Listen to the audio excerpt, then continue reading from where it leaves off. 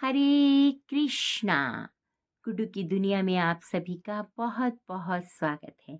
जैसा कि आप सभी जानते हैं कि श्री कृष्ण लीला पुरुषोत्तम भगवान पुस्तक हम पढ़ रहे हैं, तो आज हम उसका तीसरा अध्याय पढ़ेंगे।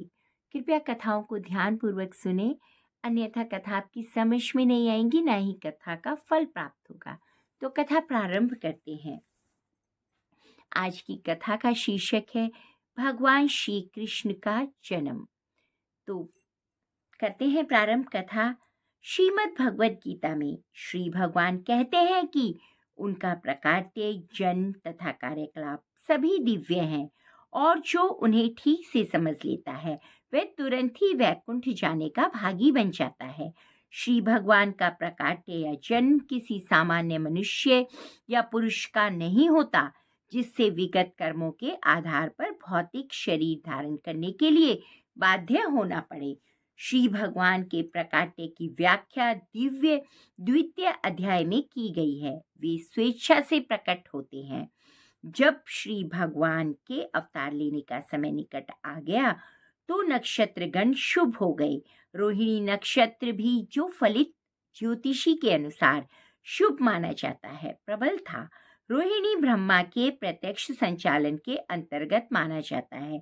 ज्योतिषी के अनुसार नक्षत्रों की उपयुक्त स्थिति के अतिरिक्त विभिन्न ग्रहों की विभिन्न भिन्न स्थितियों के कारण शुभ तथा अशुभ क्षण उपस्थित होते रहते हैं। श्री कृष्ण के जन्म के समय सारे ग्रह स्वयमेव इस तरह स्थित हो गए कि सब कुछ शुभ बन गया। उस समय पूर्व, पश्चिम, दक्षिण, उत्तर सभी दिशाओं में शांति और संपन्नता का वातावरण था। आकाश में शुभ नक्षत्र दिख रहे थे और पृथ्वी पर सभी नगरों तथा ग्रामों या गोचरों में तथा जन जन के मन में सौभाग्य के लक्षण दृष्टिगोचर हो रहे थे। नदियां जल से पूर्ण होकर प्रवाहित हो रही थीं और सरोवरों में सुंदर कमल खिले हुए थे। जंगल सुंदर पक्षियों एवं मोरों से पूर्ण थे। जंगल के सारे पक्षी मधुर वाणी में गाने गाने लगे और मयूर मयूरियों के साथ नाचने लगे। वायु अपने साथ विविध पुष्पों की सुगंध लेकर मंद मंद बहने लगी, जिसका सुखद स्पर्श मन को मोहने लगा था। जो ब्राह्मण अग्नि में यज्ञ करने में अभ्यस्त थे, उन्हें आहुति के लिए अपने अपने घर अत्यंत सुहावने लगने लगे। आसुरी राजाओं के उत्पातों के कारण ब्राह्मणों के घरों में हवन आदि यज्ञ लगभग बंद हो चुके थे, किंतु अब उन्हें शांतिपूर्वक यज्ञ आदि करने के अवसर प्राप्त हो रहे थे। यज्ञों पर प्रतिबंध लगने के कारण ब्राह्मण मनसा वर्षा कर्मणा अत्यंत दुखी थे, किंतु श्री कृष्ण के जन्म के समय उन सब के मन स्वयमेव प्रसन्नता से पूर्ण हो गए, क्योंकि उन्हें आकाश में श्री भगवान के जन्म लेने की घोषणा करने वाली दिव्य वाणी गुंजरित होती दिखाई दे रही थी। गंधर्व और किन्नर लोक के वासी गाने लगे तथा सिद्ध और चरण लोक के वासी श्री भगवान की सेवा में प्रार्थना करने लगे। स्वर्ग लोक में देवता अपनी अपनी पत्नियों तथा विद्याधर अपनी अपनी पत्नियों के साथ नाचने लगे। ऋषि मुनि तथा देवतागण प्रसन्न होकर फूल बरसाने लगे। समुद्र तट पर हल्की हल्की तरंगों की ध्वनि सुनाई दे रही थी और समुद्र के ऊपर आकाश में बादल थे जो मोहक गर्जना करने लगे थे। जब ऐसा संयोग उपस्थित हो गया तो घट घट वासी भगवान श्री विष्णु अंधेरी रात में श्री भगवान के रूप में देवकी के समक्ष प्रकट हुए, जो एक देवी जैसी लगती थी। उस समय भगवान विष्णु के प्रकाट्य की तुलना रात्रि के समय पूर्व दिशा में उदित होने वाले पूर्ण चंद्रमा की सी थी से की जा सकती थी। यहाँ यह उत्पत्ति उठाई जा सकती है कि चूंकि चंद्रमा श्री कृष्ण अष्टमी के दिन उत्पन्न हुए, अतः उस दिन चंद्रमा उदय नहीं हो सकता, इसके अतिरिक्त पूर्ण उदय नहीं हो सकता। किंतु इस चंद्रवंश, किंतु इसके अतिरिक्त चंद्र के वंश में श्री भगवान के जन्म लेने के कारण चंद्रमा अत्यधिक प्रसन्न था। अतः भगवान श्री कृष्ण की कृपा से वह पूर्ण चंद्र के रूप में उदय हुआ। खामानिक्य नामक ज्योतिषी ग्रंथ में भगवान श्री कृष्ण के जन्म के समय नक्षत्रों का अत्यंत सुंदर वर्णन मिलता है, जिसमें पुष्टि होती है कि उस शुभ क्षण में उत्पन्न यह शिशु परम ब्रह्म या परम सत्य था।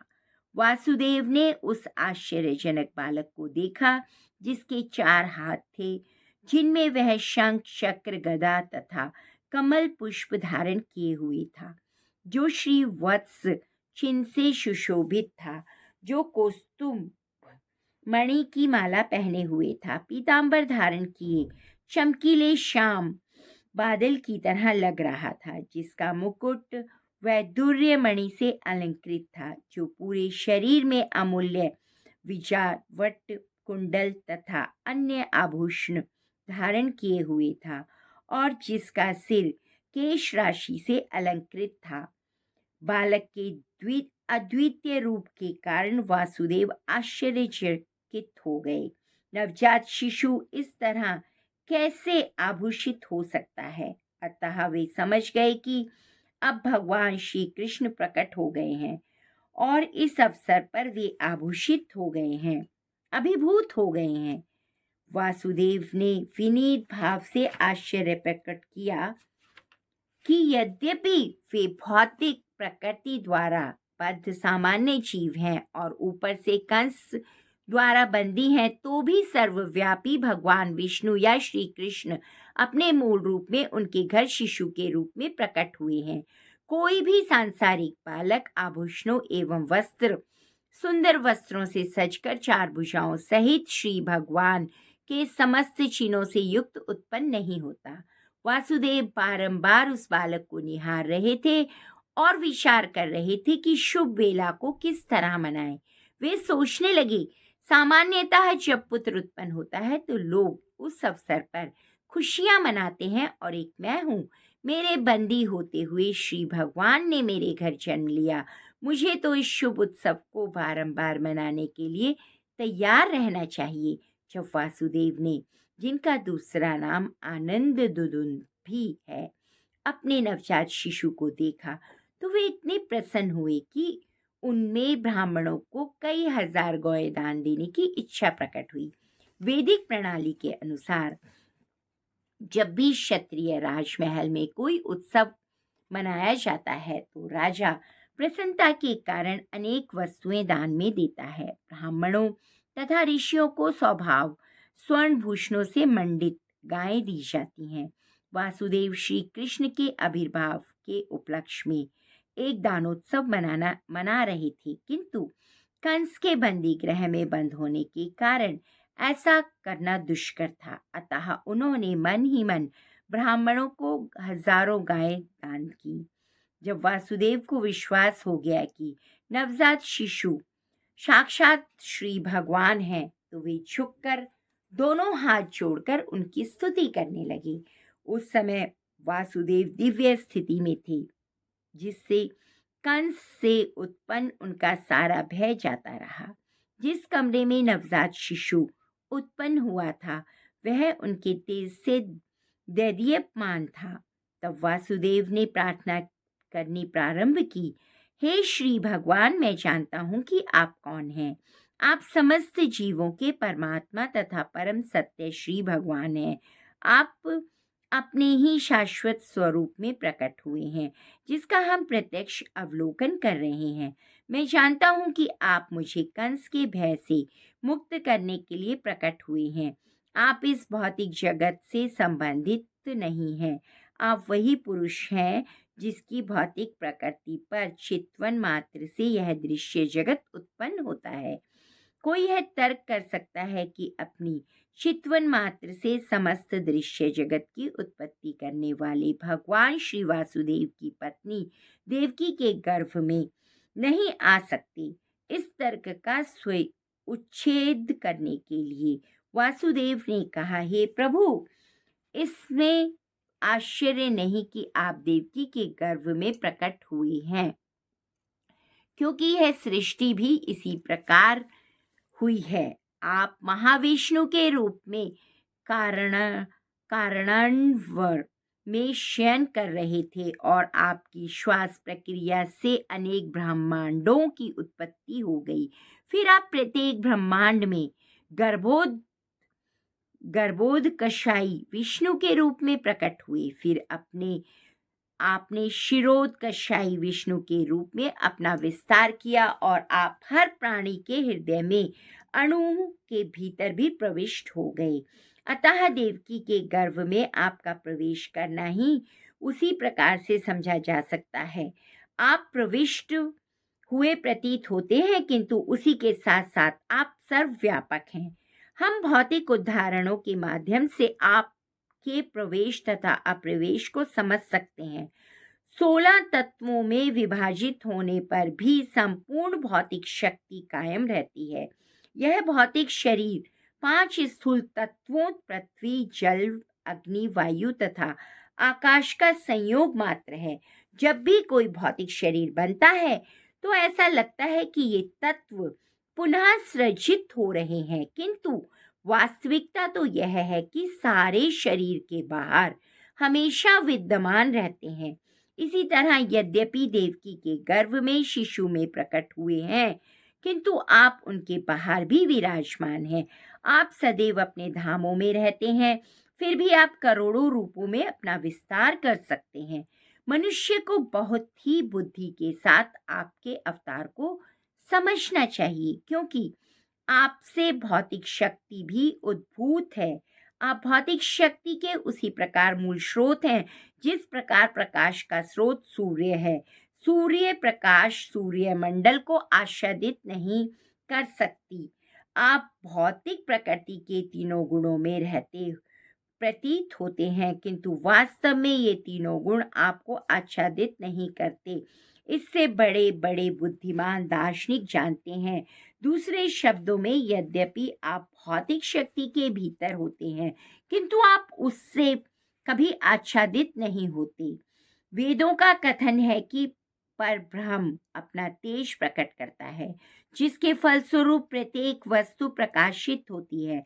ब्रह्म संहिता से पता चलता है कि ब्रह्म ज्योति परमेश्वर के शरीर से उद्भूत होती है और इसी ब्रह्म ज्योति से सारी सृष्टि उत्पन्न होती है। श्रीमद् भगवद गीता में यह भी कहा गया है कि श्री भगवान ही ब्रह्म ज्योति के आधार स्वरूप हैं।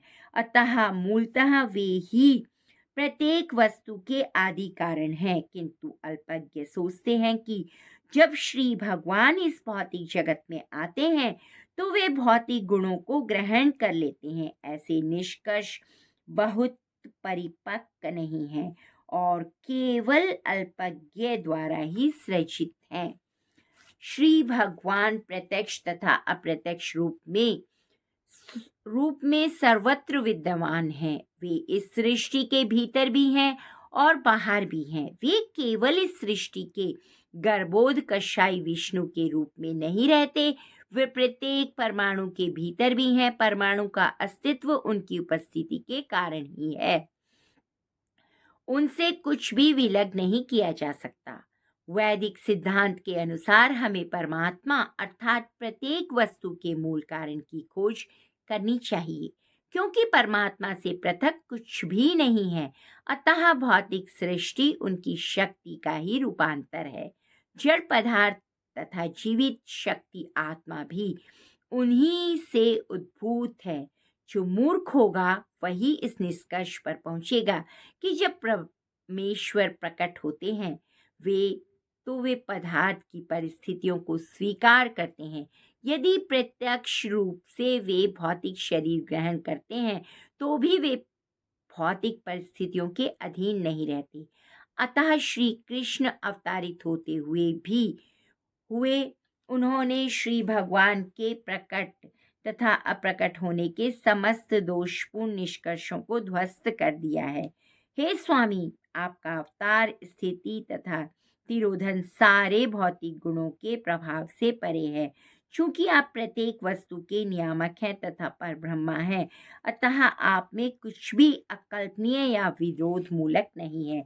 जैसा आपने कहा, आपकी प्रकृति आपकी अध्यक्षता में उसी तरह कार्य करती है जिस तरह कोई सरकारी अधिकारी मुख्य अधिकारी के आदेशों का काम करता है। अधीनस्थ कार्यकलापों का आप पर कोई प्रभाव नहीं पड़ता, चूंकि आप पर ब्रह्म है तथा सारे नियम आपसे अवस्थित हैं और प्रकृति के सारे कार्यकलाप आपके द्वारा ही संचालित होते हैं। अतः इनमें से कोई कार्यकलाप आप पर प्रभाव नहीं डालता।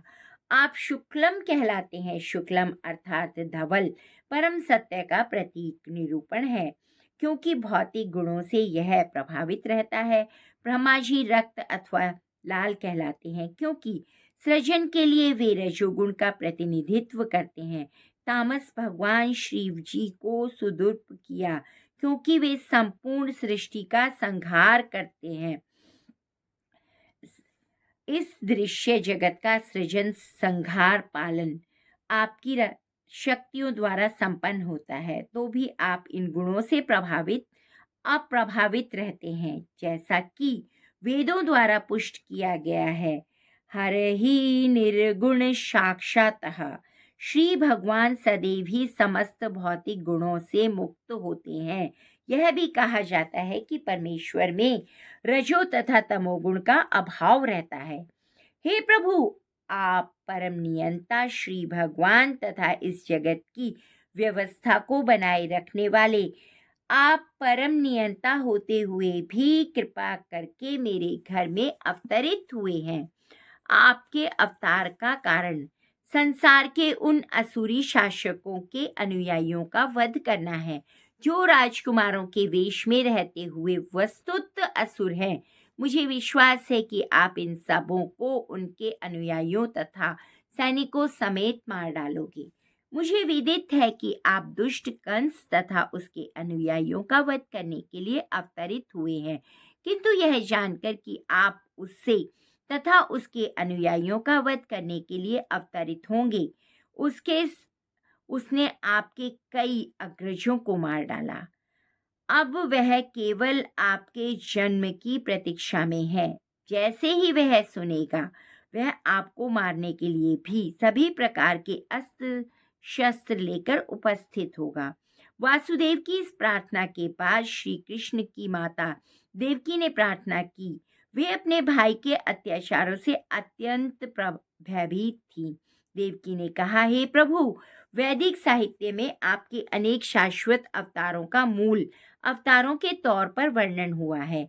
यह तथा नारायण, राम है, शीश, वाराह, नरसिंह, वामन, बलदेव तथा विष्णु जैसे उद्भूत ऐसे लाखों अवतार आप मूल अवतार हैं, क्योंकि आपके अवतारों के सभी रूप इस भौतिक सृष्टि से बाहर हैं। आपका स्वरूप इस दृश्य जगत की उत्पत्ति से पहले उपस्थित था। आपके स्वरूप शाश्वत तथा सर्वव्यापी हैं। वे स्वतेजो में हैं, अपरिवर्तनीय हैं तथा भौतिक गुणों से अकुलषित हैं।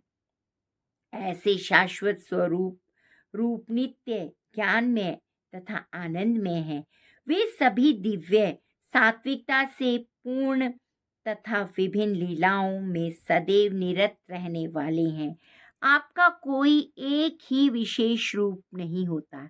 ऐसे अनेक दिव्य रूप स्वतंत्र हैं। मैं जानती हूँ कि आप परमेश्वर विष्णु हैं। लाखों वर्षों बाद जब ब्रह्मा के जीवन का अंत होता है तो दृश्य जगत का विलय हो जाता है। उस समय पृथ्वी, जल, अग्नि, वायु तथा आकाश, ये 5 तत्व महत तत्व में प्रवेश कर जाते हैं। यह महत तत्व पुनः कालवश अप्रकट समग्र भौतिक शक्ति में प्रवेश करता है। समग्र भौतिक शक्ति प्रधान में और प्रधान आप में प्रवेश करता है। अतः संपूर्ण दृश्य जगत के संहार के पश्चात केवल आपका दिव्य नाम, स्वरूप, रूप, गुण तथा साज सम्मान ही शेष रह जाते हैं। हे प्रभु, मैं आपको सादर नमस्कार करती हूँ, क्योंकि आप अव्यक्त समग्र शक्ति के निर्देशक और भौतिक प्रकृति के परम आधार हैं। हे स्वामी, सारा दृश्य जगत वर्ष के अर्थ के से इति तक कालाधीन है, सभी आपके निर्देश में कार्य करते हैं। आप हर वस्तु के मूल निर्देशक तथा समस्त प्रबल शक्तियों के आगर हैं। समस्त जीवात्मा लगातार एक शरीर से दूसरे, एक ग्रह से दूसरे ग्रह में स्थानांतरण करते रहते हैं, फिर भी वह जीवन और मृत्यु के क्रमशः से मुक्त नहीं हो पाते। किंतु उनमें से जो आपके चरण कमलों की शरण ग्रहण करता है, वह दुर्जय मृत्यु के आक्रमण की चिंता से मुक्त हो जाता है। देवकी के इस कथन की पुष्टि स्वयं भगवान श्रीमद् भगवद गीता में की है। उनके अनुसार श्री भगवान कहते हैं कि ब्रह्मलोक से परलोक तक के सारे ब्रह्मांडों में कोई भी जन्म मृत्यु रोग वृद्धावस्था से मुक्त नहीं रह सकता, किंतु श्री भगवान कहते हैं कि जो मेरे लोक में प्रवेश करता है उसे फिर भी भौतिक जगत में नहीं आना पड़ता। अतः मेरी आपसे प्रार्थना है कि आप मुझे उग्रसेन के पुत्र कंस के क्रूर हाथों से बचाएं। कृपया करके मुझे इस भव्य स्थिति से उबारें, क्योंकि आप अपने सेवकों की रक्षा के लिए सदैव उद्यत रहते हैं। श्री भगवान ने इस कथन की पुष्टि श्रीमद् भगवद गीता में अर्जुन को आश्वस्त करते हुए की है कि तुम संसार को बता दो कि मेरा भक्त कभी नष्ट नहीं होता। इस प्रकार रक्षा करने के लिए प्रार्थना करते हुए माता देवकी ने अपना वात्सल्य व्यक्त किया। मुझे ज्ञात है कि आपके इस दिव्य स्वरूप का दर्शन सामान्यतः ऋषिगण ध्यान में करते हैं, किंतु मैं अभी भी डरी हुई रह रही हूँ कि ज्यों ही कंस को पता चल जाएगा कि आपका जन्म हो चुका है तो वह आपको हानि पहुंचा सकता है। अतः मेरी प्रार्थना है कि आप इस समय हमारे भौतिक चक्षुओं से ओझल हो जाएं। दूसरे शब्दों में उन्होंने श्री भगवान से प्रार्थना की कि वे एक सामान्य बालक का रूप धारण कर लें। आपके जन्म के कारण ही मैं अपने भाई कंस से भयभीत हूँ। हे मधुसूदन, हो सकता है कि कंस को पता न लगे कि जन्म धारण कर लिया है। अतः मेरी प्रार्थना है कि आप अपने इस चतुर्भुज रूप को, जिससे आप विष्णु के 4 चिन्ह शंख चक्र गदा तथा कमल धारण किए हुए हैं, छिपा लें। आप दृश्य जगत के प्रलय के अंत में सारे ब्रह्मांड को अपने उदर में धारण कर सकते हैं, फिर भी आप अपनी विशुद्ध कृपावश मेरे गर्भ में प्रकट हुए। मुझे आश्चर्य है कि आप अपने भक्तों को प्रसन्न करने के लिए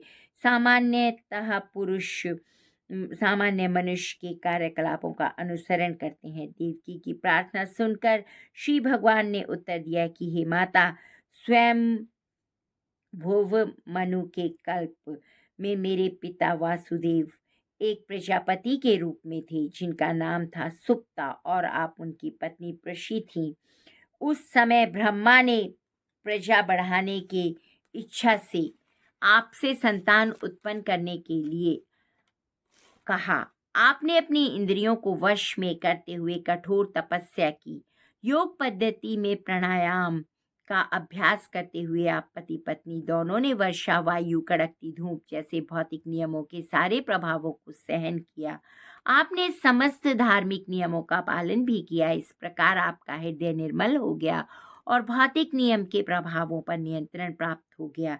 तपस्या करते हुए आप वृक्षों के नीचे भूमि पर गिरी हुई पत्तियों मात्र का आहार करती थीं। तब स्थित मन तथा इंद्रिय निग्रह द्वारा आपने मुझसे अद्भुत वर प्राप्त करने के लिए मेरी पूजा की। आप दोनों ने देवताओं की गणना के अनुसार 12,000 वर्ष तक कठोर तपस्या की। इस अवधि में आपका मन मुझ में लीन रहा। जब आप भक्ति कर रही थीं और अपने मन में मेरा निरंतर ध्यान कर रही थीं, तब मैं आपसे अत्यधिक प्रसन्न हुआ। और हे निष्पाप माता, अतः आपका अंतःकरण नित्य ही विशुद्ध है। उस समय मैं आपके समक्ष इसी रूप में आपकी इच्छा के लिए प्रकट हुआ और आपसे मनवांछित वर मांगने के लिए कहा। उस समय आपने चाहा कि मैं आपके पुत्र के रूप में जन्म लूं। यद्यपि आपने मेरा साक्षात दर्शन किया था, तथापि आपने मेरी माया के प्रभाव के कारण व्यापक भाव बंधन से पूर्ण मुक्त न मांगकर मुझे अपने पुत्र के रूप में मांगा था। दूसरे शब्दों में श्री भगवान ने प्रकट होने के लिए इस जगत में प्रसिद्ध तथा सुप्ता को अपने माता पिता के रूप में चुना। जब भी भगवान मनुष्य रूप में अवतरित होते हैं, उन्हें माता पिता की आवश्यकता होती है। फलतः उन्होंने प्रशीत तथा सुप्ता को शाश्वत माता पिता के रूप में चुना। इसलिए प्रशीत तथा सुप्ता दोनों ही मुक्ति की याचना ना कर सके। मुक्ति उतनी महत्वपूर्ण नहीं होती जितनी कि श्री भगवान की दिव्य प्रेमा भक्ति होती है। श्री भगवान चाहते तो प्रशीत तथा सुप्ता को तुरंत मुक्ति प्रदान कर सकते थे, किंतु अपने विभिन्न अवतारों के लिए उन्होंने उन्हें ही भौतिक जगत में बनाए रखा, श्रेयकर समझा, जैसा कि आगे वर्णन किया जाएगा। श्री भगवान ने उनके माता पिता बनने का वर प्राप्त करके प्रशीत तथा सुप्ता दोनों अपनी तपस्या छोड़कर घर चले गए और पति पत्नी के रूप में रहने लगे, जिससे वे साक्षात परमेश्वर को पुत्र रूप में उत्पन्न कर सके। कालक्रम से प्रशी गर्भवती हुई और शिशु को जन्म दिया। श्री भगवान ने वासुदेव तथा देवकी से कहा, उस समय मेरा नाम प्रशी गर्भ था। अगले कल्प में आपने अदिति तथा कश्यप के रूप में जन्म लिया और मैं उपेंद्र नाम से आपका पुत्र बना। मेरा स्वरूप एक बोने जैसा था, जिससे मैं वामन देव के नाम से विख्यात हुआ। मैंने आपको वर दिया था कि मैं 3 बार आपके पुत्र रूप में जन्म धारण करूंगा। पहली बार मैं प्रशी तथा सुप्ता से जन्म लेकर प्रशिगर्भ बना। दूसरी बार मैं अदिति तथा कश्यप से जन्म लेकर उपेंद्र कहलाया। अब तीसरी बार मैं देवकी तथा वासुदेव से श्री कृष्ण नाम से उत्पन्न हुआ हूँ। मैं इस विष्णु रूप में इसलिए अवतरित हुआ हूँ कि मैं आपको विश्वास दिला सकूं कि उसी श्री भगवान ने पुनः जन्म धारण किया है। मैं चाहता तो एक सामान्य शिशु के रूप में प्रकट हो जाता, किंतु तब आप विश्वास न होता कि आपके गर्भ से मुझ श्री भगवान ने ही जन्म लिया है। हे मेरे माता पिता, इस तरह आपने कई बार अत्यंत लाड़ प्यार से अपने पुत्र के रूप में मुझे पाला पोसा है। अतः मैं अत्यधिक प्रसन्न हूँ और आपका अत्यंत कृतज्ञ हूँ। मैं विश्वास दिलाता हूँ कि इस बार आपने अपने उद्देश्य को पूरा करके भगवत धाम को वापस जाएंगे। मैं जानता हूँ कि आप मेरे लिए चिंतित हैं और कंस से भयभीत हैं, अतः मेरा आदेश है कि आप तुरंत ही मुझे गोकुल ले चलें और यशोदा की नवजात कन्या से अभी अभी जो उत्पन्न हुई है मुझे बदल लें। आप अपने माता पिता से इस प्रकार कहकर उनकी उपस्थिति में श्री भगवान सामान्य बालक बन गए और मौन हो गए। श्री भगवान का आदेश पाकर वासुदेव अपने पुत्र को प्रसूति गृह से बाहर ले जाने के लिए तैयार हो गए। ठीक उसी समय नंद तथा यशोदा को एक कन्या उत्पन्न हुई। वह योग माया थी, अर्थात वह श्री भगवान की अंतरंगा शक्ति थी। इस योग माया के प्रभाव से कंस के महल में सारे निवासी और विशेष रूप से द्वारपाल गहरी नींद में सो गए और लोहो श्रृंखलाओं से बंद महलों के सारे दरवाजे खुल गए। रात अत्यंत अंधेरी थी, किंतु ज्यों ही वासुदेव श्री कृष्ण को अपनी गोद में लेकर बाहर निकले तो उन्हें सब कुछ दिखने लगा मानो सूर्यों का प्रकाश हो। चैतन्य चरितामृत में कहा गया है कि श्री कृष्ण सूर्य प्रकाश के तुल्य हैं और जहाँ भी श्री कृष्ण रहते हैं वहाँ अंधकार रूपी माया नहीं रह सकती। जब श्री कृष्ण को वासुदेव ले जा रहे थे तब रात्रि का अंधकार दूर हो गया। कारागार के सारे द्वार स्वतः ही खुल गए। साथ ही आकाश में गंभीर गर्जना होने लगी और भीषण वृष्टि होने लगी। जब वासुदेव इस वर्षा में अपने पुत्र को ले जा रहे थे तो श्री भगवान ने शेष नाग का रूप धारण करके वासुदेव के सिर के ऊपर अपने फन फैला दिए, जिससे वृष्टि से उन्हें बाधा ना पहुँचे। वासुदेव यमुना के तट पर आए तो उन्होंने देखा कि यमुना के जल में गरजती लहरें उठ रही हैं और सारा पाट फैनिल हो उठा है। इतने पर भी यमुना ने वासुदेव को नदी को पार करने के लिए मार्ग दे दिया। ठीक उस प्रकार जिस प्रकार सेतु बंध के समय हिंद महासागर में भगवान श्री रामचंद्र जी को रास्ता दे दिया था, इस प्रकार वासुदेव ने यमुना पार की। उस पार वे नंद महाराज के गोकुल स्थित निवास स्थान में गए, जहां उन्होंने देखा कि सारे ग्वाले नींद में सोए हुए थे। इस अवसर पर लाभ उठाकर वे यशोदा के घर में चुपके से घुस गए और बिना किसी कठिनाई के अपने पुत्र को रखकर बदले में यशोदा की नवजात पुत्री को उठा ले आए। इस प्रकार चुपके से घर में घुसकर लड़के को लड़की से बदल लेने के बाद वे पुनः कंस के कारागार में लौट आए तथा पुत्री को देवकी की गोद में रख दिया। उन्होंने पुनः हथकड़ियाँ बेड़ियाँ पहन ली और जिससे कंस को यह पता न चल पाए कि इतनी सारी घटनाएं घट चुकी हैं। यशोदा माता को ज्ञात था कि उन्होंने एक शिशु को जन्म दिया है, किंतु प्रसव पीड़ा से थक जाने के कारण वे प्रगाढ़ निद्रा में थीं। जब वे जागी तो उन्हें याद न था कि उनको पुत्र हुआ है या पुत्री। तो इस प्रकार श्री लीला पुरुषोत्तम भगवान श्री कृष्ण के अंतर्गत भगवान श्री कृष्ण का जन्म हुआ नामक तीसरे अध्याय की भक्ति वेदांत तात्पर्य पूर्ण हुए। तो भक्तों, देखा आपने कितनी सुंदर रचना है प्रभुपाद जी की जो हम तक पहुंचाई गई है। हमें इतना सुंदर अपने शास्त्रों का ज्ञान, अपने भगवानों के बारे में जानने का अवसर प्राप्त हो रहा है।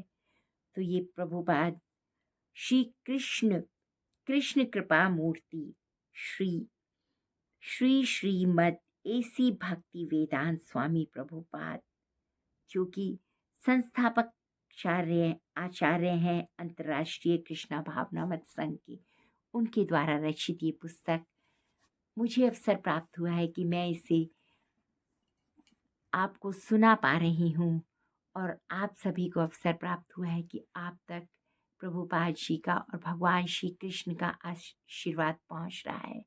तो अगर आप पढ़ नहीं सकते हैं तो कृपया इसको सुनकर लाभ उठाएं और अपने जीवन को सफल बनाएं और मुझे भी अपना आशीर्वाद प्रदान करें कि मैं अच्छे से ये पुस्तक पढ़कर आप सभी को सुना सकूं। और अगर सुनाने में मुझसे कोई त्रुटि हो गई हो तो मुझे क्षमा कर देना। मैं एक छोटा सा प्रयास कर रही हूँ सब तक ये पुस्तक पहुँचाने का, तो मुझे आप सभी के आशीर्वाद की आवश्यकता है। धन्यवाद। आप सभी का दिन मंगलमय हो और आप सभी स्वस्थ रहें, भक्ति में प्रगति करते रहें और आप सभी तक गुरु तथा भगवान का आशीर्वाद पहुंचता रहे। इसी कामना के साथ इस पाठ को यहीं विराम देते हैं। नया अध्याय लेकर जल्दी प्रस्तुत होंगे। धन्यवाद।